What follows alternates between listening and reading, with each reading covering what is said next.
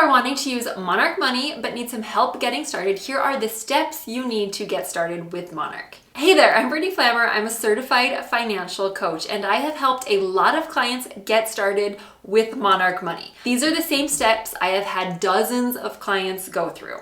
If you want some extra help, I do have a live webinar where I show you the 3 biggest budgeting mistakes and how to fix them. I also have some resources on where you can go to get extra help specifically for Monarch Money above and beyond what I have. I'll have that playing at the end. The first step for getting started is to link your bank accounts. Now, this might seem very obvious because they're going to prompt you to do this when you're getting started, but you want to make sure you've linked all of the accounts that you use. Your checking, your savings accounts, anything that has money going into or out of it regularly, or even if it's not very often, you want to link those accounts. Simply do that by going over to the Accounts tab here and you can add an account. Just search for the account and you'll have to type in your login and add the accounts. When you are linking these accounts, I recommend renaming them.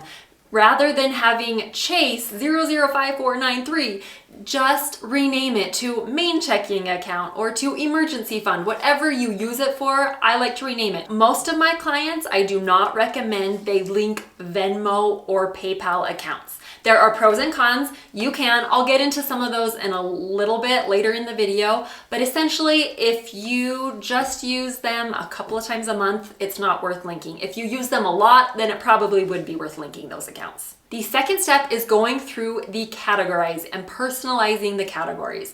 I like to do this before you actually create a budget. Go in through settings and go to categories. So up here, the gear icon, go to categories, and they've got roughly 60 preset categories. You will not need every single one of them. Go through, clean it up, and customize it to you. So for example, paychecks, maybe you get paid, maybe your husband gets paid. I would do 2 separate categories.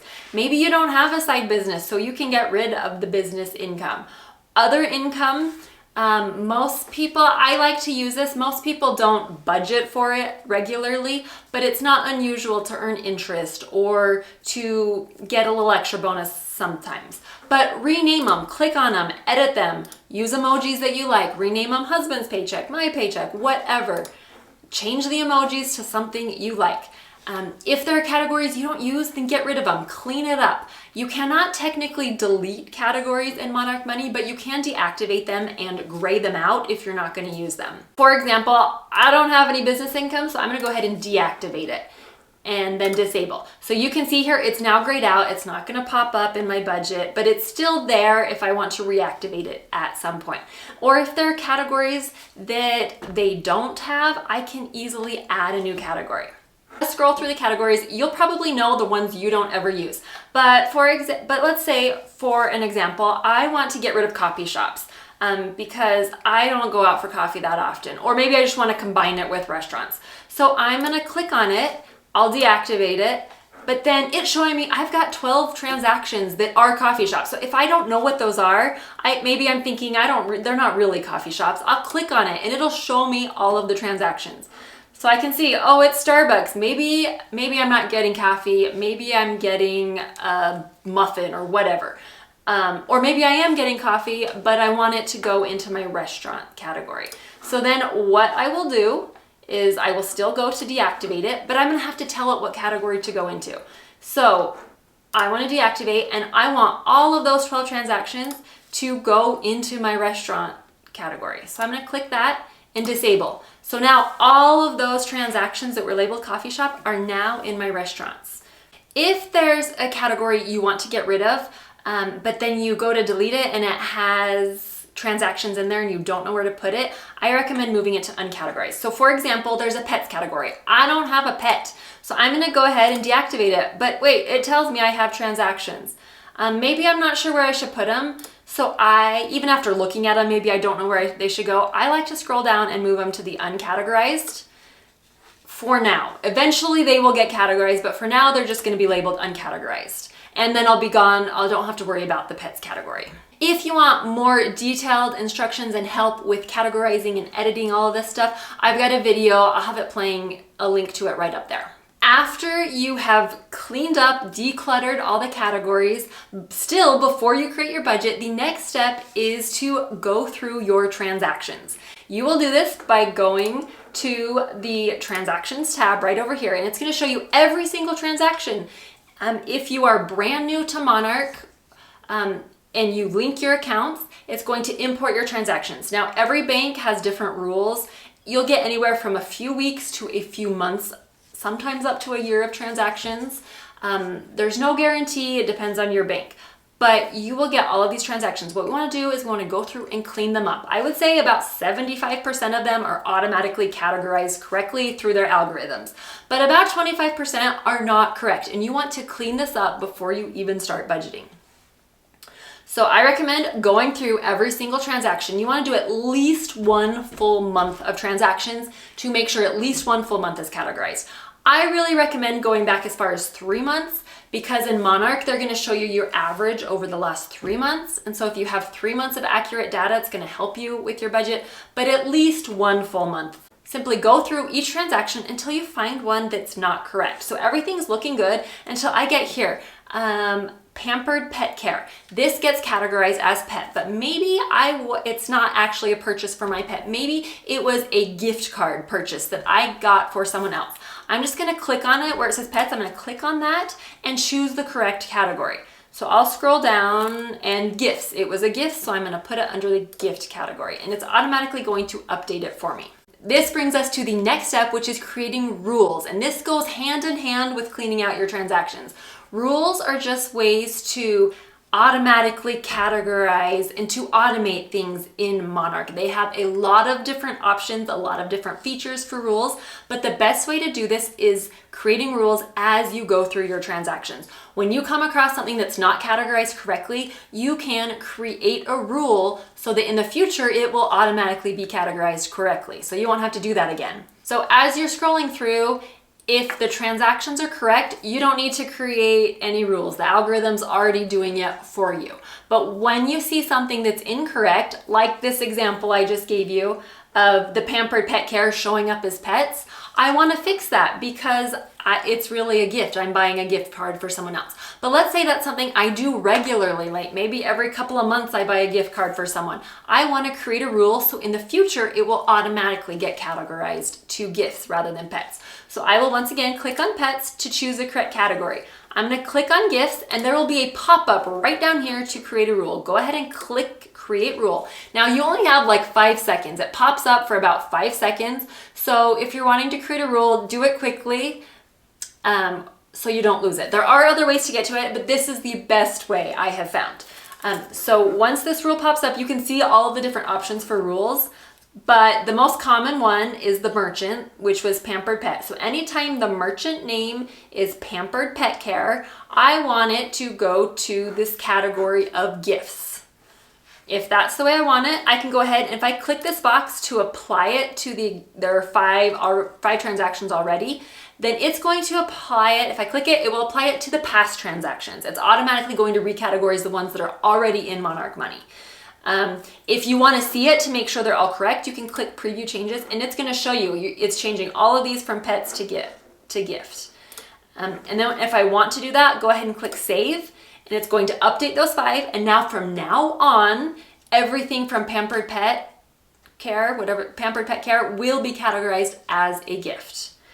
If you purchase that regularly, you go ahead and create a rule for it. If you don't purchase it regularly, it's just a one-time thing, then you don't need to create a rule. There is another way you can go in up here, edit rules and create rules, but I find it's easiest to do it through the transactions so that everything is spelled correctly and you don't make any mistakes.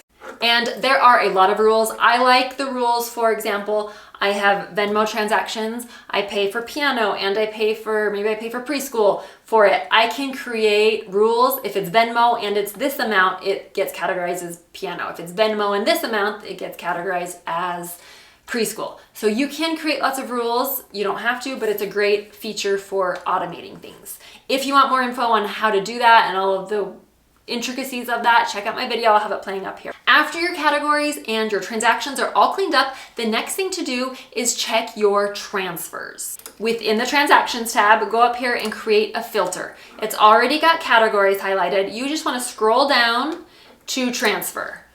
So this is going to show you all of your transfers. You'll click apply. Now, if you move money from checking to savings, those transfers will all appear here. Any Venmo, Zelle, or PayPal is going to appear here. You will probably have a lot more transfers in this. This is not my actual account. This is actually a demo and it doesn't have any. So I had to go in and manually add these.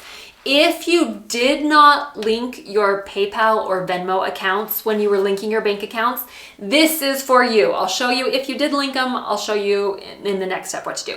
But if you did not link your Venmo or PayPal accounts, this is how you handle them. There's only going to be one transaction. So this Zelle for $125, that was me paying for preschool. But it's showing it as a transfer, that I'm transferring it from my checking account to my Zelle account, but that's not really what happened. I really was paying my preschool teacher. So I need to select that and choose the correct category. So that would be, we'll do child activities. So I need to update that and I can create a rule if I want. This PayPal, I transferred money to pay for lunch. I went out to lunch with a friend and she paid, so I'm paying her. So it's showing that I transferred that money, but really it's an expense. So I need to update that to restaurants and eating out. Right here, restaurants and bars. Now, if you did link your Venmo or your PayPal accounts, it's different. If you did link those accounts, then for every purchase you make through them, there are going to be two transactions. There's going to be the transaction from your checking account to your Venmo account. And then there's going to be a transaction from Venmo paying whoever you paid. So there will be two transactions. One of them should always be classified as a transfer. So that money going from, so for example, you go out to eat, your friend pays, you're reimbursing them. That transfer from your checking account to Venmo, that is a transfer. You're just moving the money from one account to another account, but it's still your money. So that would be considered a transfer. Keep that as a transfer. The money from Venmo to your friend is not a transfer. That's actually an expense. So that one needs to get categorized. So you'll have more transactions. If you link your accounts, there will be more transactions. One should be, and there'll be duplicates, the same exact number. One's a transfer, one's an expense. Just beware of that. It's just more complicated. So if you don't have a lot of transactions, then I don't link them, just to simplify things. If you do have a lot and you link them, just beware. One's a transfer, one's not a transfer. Now that everything is cleaned up, now that all your money's categorized correctly, you've gone through, things should be relatively accurate. Now it is time to create a budget. So go over to the budget tab. And we'll go to, it's the very end of August as I'm filming this. So we're gonna go to September, the next month's budget. And I simply go through each category. If you click on it, it's gonna show you your last 3 months and the average.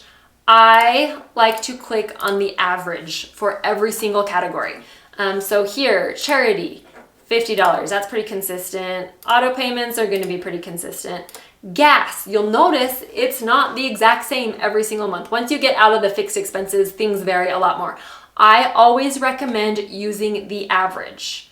So I only spent $135 last month, but the average is $177.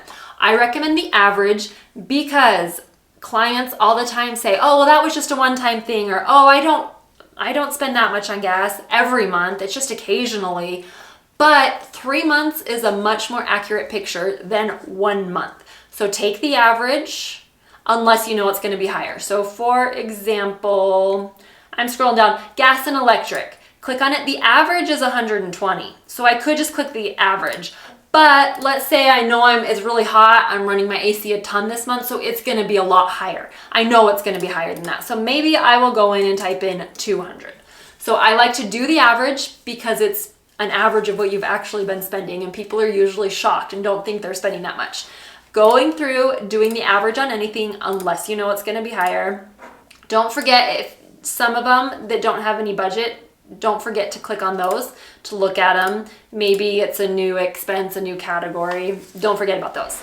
This money over here on the right hand side is how much you have left to spend. It's taking all of the income that you have entered in and subtracting every single category right here. So it's going to update as you adjust these categories. So if I increase this to 300, the number over here is going to go down. Sometimes it just takes a second. So it's going to show me how much money I have left. The goal is to have this be 0 or green. If you're green, you have more money to allocate for things. This is exactly how I get all of my clients started with their budget. If you want to delve into the next step, the deeper level would be sinking funds and savings along with goals. If you're interested in that, I will film a video, upload it, or I can give you resources to where to go for that. Leave a comment down below and so I know, and I'll film that for you. If you are wanting more help, I sell a budgeting course helping you start budgeting. I'm doing a membership on helping hold people accountable with their finances. But if you just want specific help on Monarch Money, I do have some other videos, but I highly recommend Taylor from Evolving Money. I have sent several of my clients to her. She's an expert on Monarch Money. I have lots of clients that use it, so I am very familiar with it. She's great at the nitty-gritty details. I think she does some I know she does one-on-one coaching. I think she also does some group coaching. So I will include a link to her website and to her YouTube channel in the description box below. Check her out. Otherwise, leave a comment. Let me know what you like, don't like about Monarch if you have any questions. Thanks so much for watching. See you in the next video.